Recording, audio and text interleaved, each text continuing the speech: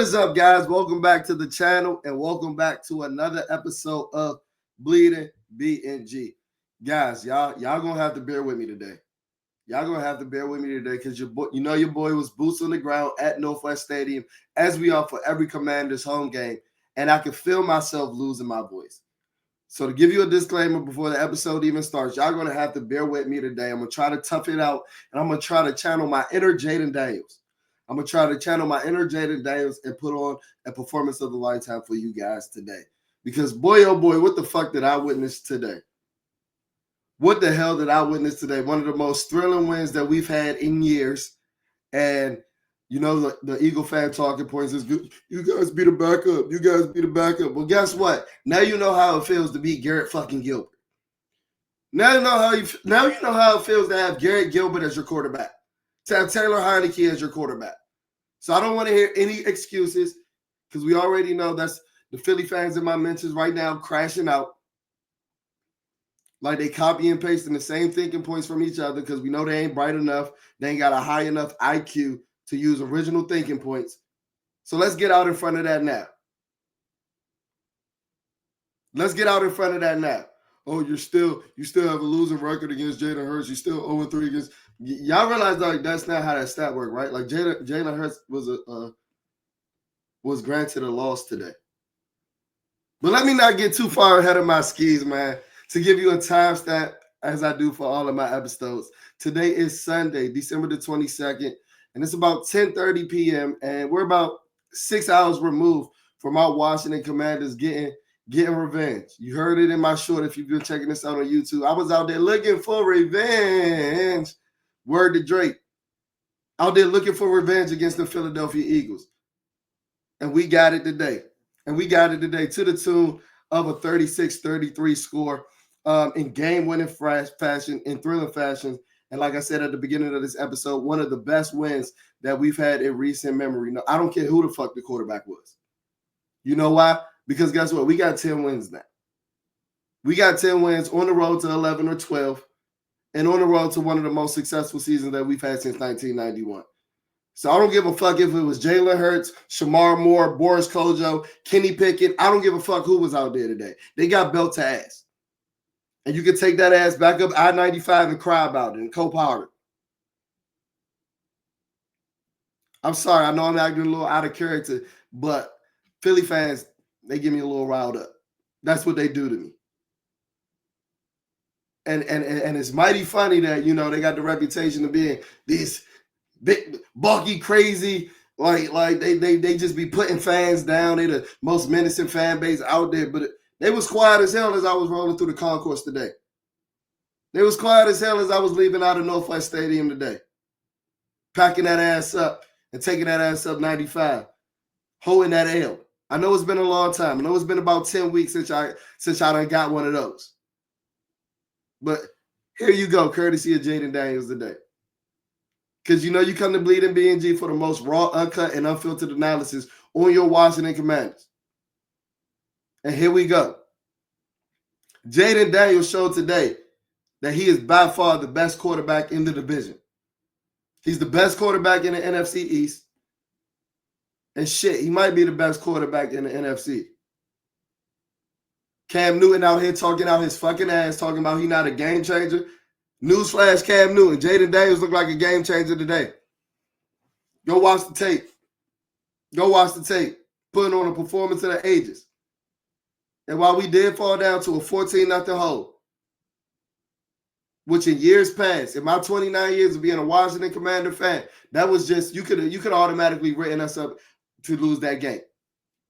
But that is never going to be the case because you're always going to be in the game with JD5. As long as JD5 is alive, you got a chance. And I know that Jayden Daniels has been pretty much a shoo-in for the Offensive Rookie of the Year since week 2. I don't want to hear about a fucking Bo Nix, and all them murmurs and all them whispers should be quieted down to a silence at this point. I don't want to hear about a Brock Bowers, even though he's a goddamn dog. And like I said, Jayden Daniels has pretty much been a shoo-in for the Offensive Rookie of the Year. But today was his true coming out party. And when we look 2 or 3 years down the line, and with Jayden Daniels is all these national commercials, getting all these national TV spots on the late night show, winning ESPYs, on podcasts. We're going to look back at this day and say that this was the day that he took over the NFL. This was the day that he became a superstar amongst the national media. Now, I know he had his game against Cincinnati, putting on an all-world performance on Monday Night Football. But to do what he did today, down 2 scores for majority of the first quarter, for majority of the first half, in a divisional game against a team on a 10-game win streak, to put the team on your back and had the first 5 touchdown passing performance in NFL history for a rookie quarterback. Fuck Offensive Rookie of the Year. I want to hear some MVP chat. Now, I know Josh Allen is a goddamn alien, and I know Lamar Jackson is a goddamn Decepticon. Like, he's not real. I understand that. But Jayden Daniels doing this with fucking me out there at receiver, fucking me out there running back. Look at the team. Look at what Lamar and Josh Allen and Joe Burrow out there rolling with, and look at the crew that we assembled with Jayden Daniels. We got Jayden Daniels, we got top 10 Terry, and we got a bunch of nobodies. A bunch of old dudes and a bunch of nobodies. I said today, when we was down 14, I said this offense is like Michael and Janet Jackson, and the rest of them is a bunch of Tito's. They can't even be Jermaine. They can't even be Jermaine. But I'm not going to be too negative today because guess what? Even with all them fucking Jermaines, we still put belt to ass to the Philadelphia Eagles today. We still put belt to ass on that number 1 defense. I was hearing all week how Vic Fangio, he's going to have Jayden head spinning like he did last time. Oh, y'all wanted to blame my ribs? I wish I can get an excuse from work when I play bad when my ribs hurt. Well, guess what? Guess what? Them ribs look fully healthy today. No diddy. No diddy. Them ribs look 100% today. As he dimed y'all ass up. And when he couldn't dime y'all ass up, he ran for it. He ran for 40. He ran for first downs, excuse me. On 4th down. The Magic Man. I know we got Magic Johnson on our side, but Jayden Daniels is the true Magic Man. We got a magician at the quarterback position. We got the magician at the quarterback position. And I hope that we have it for the next 10 to 12 years because I know he had his birthday today. And for a rookie, he is a little old. That might be my only knock with JD5. He's a little old. Happy birthday, JD5, 24.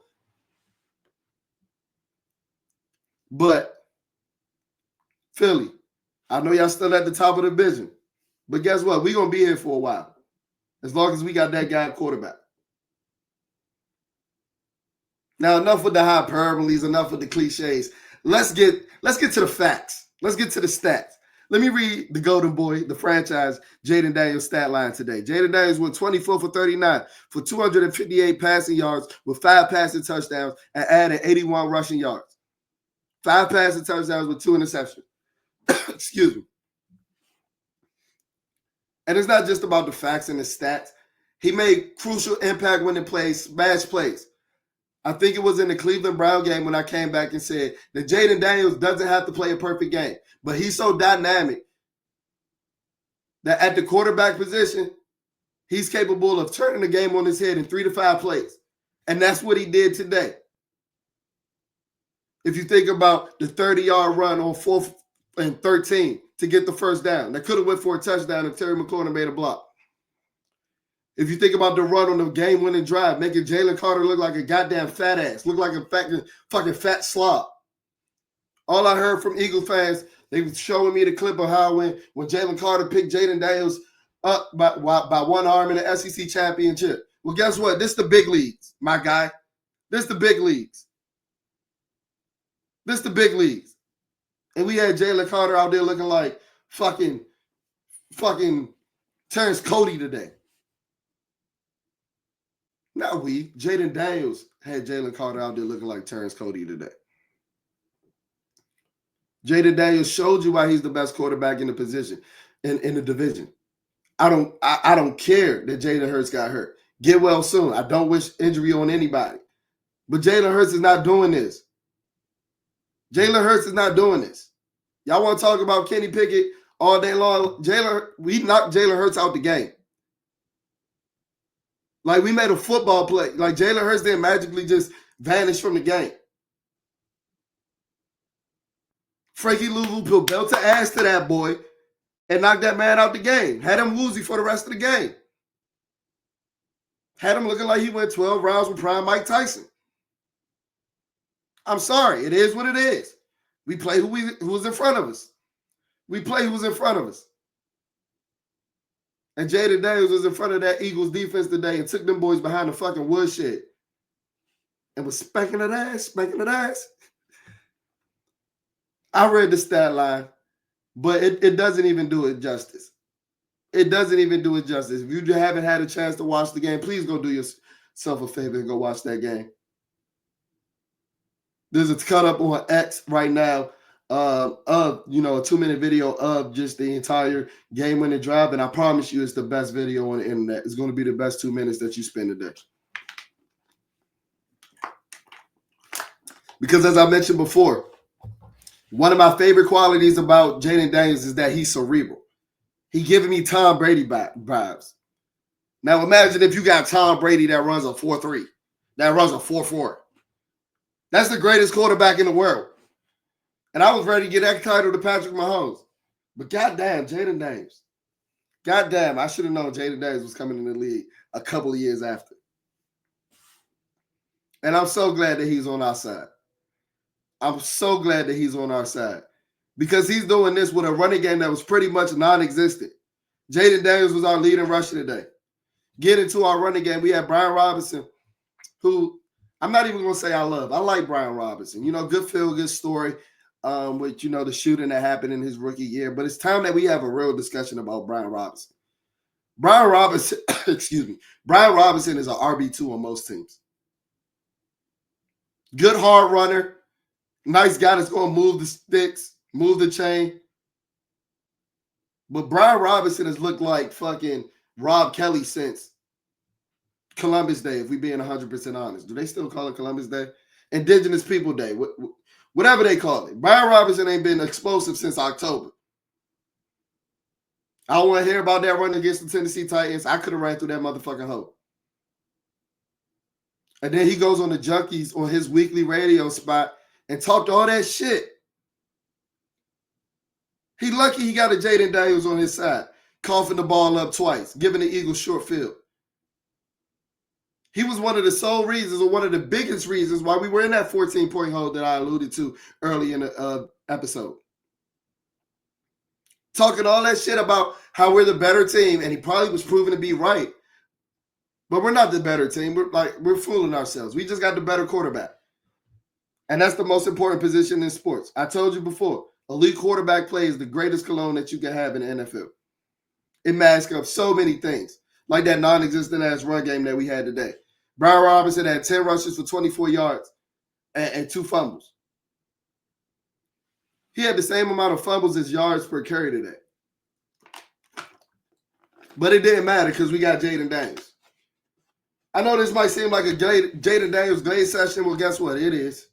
No Diddy, all Diddy. I don't give a damn. I got my quarterback.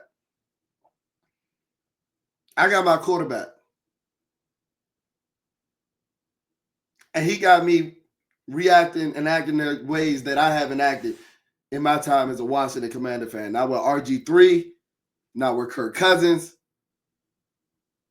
Because I'm finally seeing light at the end of the tunnel. I'm finally seeing that we out of the QB abyss. And we have a team and an organization that's set up for long-term success. That's what's different from the few years that we've been successful in my years as a fan. This ain't no late year rally where we got to push to win 4 or 5 games in a row on some Mickey Mouse bullshit. This is a team that has been in front of their skis and being where their feet are and attacking every opponent head on. And they finally got a win over a good team today. So guess what? We can throw that fraud alert in the trash. Throw that fraud alert in the trash. I don't want to hear about, oh, y'all can't wait to see how y'all do it against a good team. Well, guess what? Is the Eagles a good team? They ain't lost in 11 weeks. Are they a good team? Let me know. Let me know. It ain't really too much else to get into the run game. Chris Rodriguez had a couple of carries. Ain't really going nowhere. Jeremy McNichols had a couple of carries. Ain't really going nowhere. So let's get into this passing game.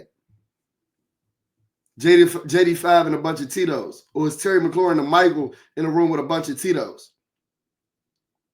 But guess what? When you got Jayden Daniels, he even going to have them Tito's looking like Janet and LaToya before she started looking crazy. We got Olamide Zaccheaus, got 5 catches for 70 yards and 2 touchdowns. Olamide Zaccheaus had 10 catches all year with the Philadelphia Eagles. Just another tip in my cap and another reason as to why Jayden Daniels is better than Jalen Hurts. He got Olamide Zaccheaus looking like a real wide receiver 3. Jalen Hurts had Olamide Zaccheaus looking like a UFL receiver.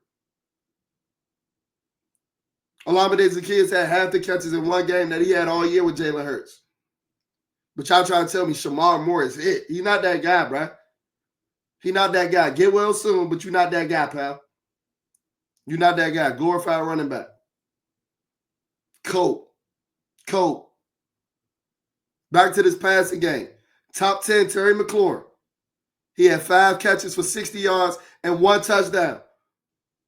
On Philly's favorite darling boy, Quentin Mitchell. Quinyanamo Bay. Well, guess what? We ran all through Quinyanamo Bay today. That shit had 24/7 visitation today. We ran up in that trap and took over that trap. Quinyanamo Bay had all access today. Inmate Terry McLaurin was slutting them boys out. Had to put that boy in peace. He was doing Quinyanamo Bay so fucking dirty today. Everybody talking about, 0 catches. He had him in jail. He had him in hell. Like y'all wasn't triple teaming my man last game. Well, guess what? When the triple teams go away, bombs over Baghdad, touchdowns. Terry McLaurin. Another 1,000-yard season. Tying the franchise record with 12 touchdowns. And I've said it since week 2, maybe week 3, against the Cincinnati Bengals. We really had his coming out party for this season. Terry McLaurin has been a top 10 receiver all year, no matter what metrics you look at. Yards per catch, touchdowns. The only metric that he ain't really high in is receptions, because guess what? He's doing it in the few chances that he gets. But we're starting to feature him more, moving him around. He opened up today in the slot. Top 10 Terry, what can I say? De'Ami Brown did more than just running around today. He had 4 catches for 56 yards. Burning Darius Slay, who looked every bit of 47 years old. Big play on Slay. And I finally seen a part of De'Ami Brown's game that's kind of like gotten unlocked, right? Like we always knew he was a deep threat receiver, but he's working underneath. And going back to Jayden Daniels, it's something that I haven't seen another quarterback unlock in De'Ami's game throughout his career in Washington. Jamison Crowder, 2 catches for 15 yards and 2 touchdowns. Like it's 2016 again. Like it's 2016 again. I don't think y'all hear what I'm saying. Jayden Daniels had a 5-touchdown performance today. Usually when you see that, you see like Peyton Manning had those. You see Drew Brees had those. And then you look at his skill weapons like Demaryius Thomas. Think about those Broncos weapons, those Colts weapons. Think about what the Saints had with Drew Brees. Jayden Daniels is doing this with Olamide Zaccheaus and Jamison Crowder. Olamide Zaccheaus and Jamison Crowder had multi-touchdown games in the big year 2024. And y'all trying to tell me that Jayden Daniels not the best quarterback in the division. Fuck out of here, bro. Fuck out of here.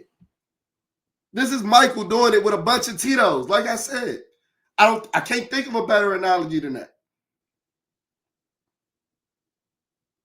And wait until next year when we get Isaiah Bond and Omarion Hampton on this offense. When we get a real dynamic running back, a real dynamic receiver opposite of Terry on the outside that can hit his head on the goalpost and do some things with the balls in his hands. No ditties. And while I'm amped for this season, and I want this season to go as far as it can, shit, if we can go to the Super Bowl in New Orleans, I'll be down there with my Mardi Gras beads. But I'm even more excited for the future. I'm even more excited for the future because guess what? We still got a couple of Ron Rivera draft picks that's fucking selling us, like Brian Robinson. But when you got the ultimate draft pick in Jayden Daniels, a lot of that shit don't matter. So let Adam Peters cook up in these next couple of drafts. And we might be looking at the 2000 Patriots, the 2010 Patriots, the 1990 Redskins, the 1980 Redskins. And I'm not saying that with hyperbole. I really believe that. I really believe that. Because we're doing this right now, 10 wins when the cupboard is bare. The offensive line was a mixed bag today. While they didn't get any push in the run game, I think that they held up well in situations where you knew we had to throw the ball, where Philadelphia could pin their ears back and rush the passer. They didn't allow too many sacks. And I think that they held up pretty well. I noticed that Cornelius Lucas had replaced Andrew Wiley at some point in the game. I don't know exactly when. But Cliff and DQ, let's just stop pussyfooting around and let's just make that a permanent change. I don't know what allegiance we got to Andrew Wiley, but he was about to get Jayden Daniels' brains beaten on the first fucking play. Go look back at it if you think I'm playing. On the first play of scrimmage. I'm dead ass. Andrew Wiley just need to be over there and be a glorified swing tackle. Come in on jumbo packages, my guy. We appreciate you for your services. But I think that's pretty much it for the offense. Put 36 points on the number one defense in the league. I don't want to hear too many people calling for Cliff Kingsbury's head this week. Man, let's get into that defense. Let's get into that defense because while the defense didn't play amazing, they made some crucial impact plays. While we still can't stop the run to save our goddamn lives, we got to understand that that's Saquon Barkley. And, man, I said it today. Like, the Eagles' offensive line, they big as fuck, bro. It's like, y'all ever seen a Nutty Professor with, like, all the fat motherfuckers in the room? That's what the Eagles' offensive line's like. Like, it's ridiculous. You'll be a fool to think that you're going to stop them in the run game. And we didn't do that. Saquon had, over 120 yards in the first half. I think he only had 40 in the second half. So we started to sell out against the run once Kenny Pickett was in the game, and it worked out for us. And we pretty much contained the run in the second half. Some things that I wanted to point out in the run game. While I don't think that Johnny Newton is the most stout at the point of attack, especially taking on double teams, and I saw a lot of people talking about how, they didn't want Jonathan Allen to take over his spot on the depth chart when he comes back and things of that nature. And while I love Johnny Newton, to say that, and I know we're looking at him through a rookie lens, but to say that he's been playing better than Jonathan Allen straight up, player to player, that's just simply not true. But one thing that I did notice today is while he's still not the strongest at the point of the attack, Johnny Newton fast as fuck with his fat ass, bro. He fast as shit. He ran down Saquon and Kenneth Gainwell for tackle or loss on the backside a couple of times. And I think that's his game, penetrating gaps, and it allowed Philly to get behind the sticks. And Kenny Pickett behind the sticks. That's a match that you want to see time and time again. Because at that point, he needs to beat you with his arm, and I have my doubts about Kenny Pickett beating us with our arm, as you see, as today has shown. Frankie Louisville, Big Oos, All-Pro Louisville, with an interception when we were down 14 points to give us a short field before our first touchdown. Big play, huge play, because if the Eagles went with us 21-0, I think we might have gotten off the sticks skunk scowl like we was playing Madden. I think I honestly might have left the stadium at that point because it was a lot of green in that drink and they was trolling. But guess what? It made it so much sweeter to hear the blissful silence as I was leaving the concourse, trolling them in their faces after the thrilling performance from JD5 and the Washington Commanders. Some other guys that I wanted to mention on the defense, Dante Fowler. While I don't think that he sets the edge particularly well, he had a huge sack that forced the Philadelphia Eagles to kick a field goal that resulted in them going only up 13 points or 10 points instead of 14 to keep us in the game. So like I said, the defense didn't play amazing, but they made some splash plays. And in the second half, they made Kenny Pickett look like a backup quarterback because it was honestly, I was getting Cooper Rush vibes after that first drive that Kenny Pickett came in and marched the Eagles down the field. Marshawn Lattimore, our big trade acquisition, CB1. Marshawn Lattimore had a mixed bag today. It was more bad than good, if you would ask me. I think he ended up having 4 defensive pass interferences. And I'm here to tell you right now, like 2 of those pass interferences were sponsored by Vegas.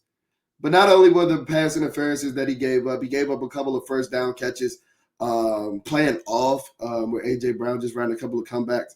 And you're going to give that up to A.J. Brown. He top 10 receiver in the league up there with Terry McLaurin. But I did think that Marshawn Lattimore made some plays, especially early in the game. They tested him twice on the first drive of the game, one on the first play of the game, and he was on that shit, clamping that shit, had me talking crazy. But then I was hoodwinked, led astray, and bamboozled a little bit in the second half. But he also made some plays on the ball in the second half. He had a big knockout on A.J. Brown on the out route in the second half before he ultimately got hurting his hamstring again. That motherfucking hamstring, that same hamstring that had him out for the first month that we had after we had traded for him. So interesting to see how he progresses throughout the week. And honestly, if we'll see him anymore this season. Because while he was getting flamboyed a little bit today, nothing too crazy. We got to understand, like, the Eagles get paid too. They got 2 top 20 wide receivers on that side. He's still the best cornerback that we got, and we still desperately need him out there. I think one of the reasons that Joe Witt felt so comfortable selling out on the run in the second half is because you have a guy like Marshawn Lattimore who has the cachet and the status quo to hold up in man-to-man situations where they're not just going to spam A.J. Brown like, they were spamming A.J. Brown against, Emmanuel Forbes Jr. It just pains me to say that name. I cringe when I say that name, to be 100% honest. But yeah, man, belt to ass to the Philadelphia Eagles. 10 wins, double-digit wins. I really want to end it with 12. We're going to be boots on the ground, Sunday Night Football. Time to make Michael Penix look like a fucking rookie. Like, time for Jayden Daniels to drag his nuts on the rest of the rookie class like he been doing. But yeah, as always, if you're not following us on social media, I don't know what you're doing, but go ahead and do that. Our Instagram is @BleedingBNG. That's BLEEDING BNG. Our X handle is @BleedingBNG, BLEEDINBNG. So there's only one G on our X handle. Real-time reactions, real-time analysis, and we be cutting up. We done already went viral trolling Philly fans. Barstool done already retweeted us. So if you're not following us, you're missing out. Don't want to toot my own horn, but you're missing out. As always, if you're checking us out on audio-only platforms such as Apple Podcasts or Spotify, please leave a rating. Please leave a review. That's how we finesse these algorithms so that when you're searching anything Washington Commanders, Bleeding B&G is that #1 content hub that pops up on your search bar. 10 wins, and it feels so good. Thank you guys for tuning into this episode of Bleeding B&G. Reaction video coming tomorrow, and I'm on holiday break, so I might cut up and give you a little bit more content than usual. I'll check in on you guys on the flip side. Peace.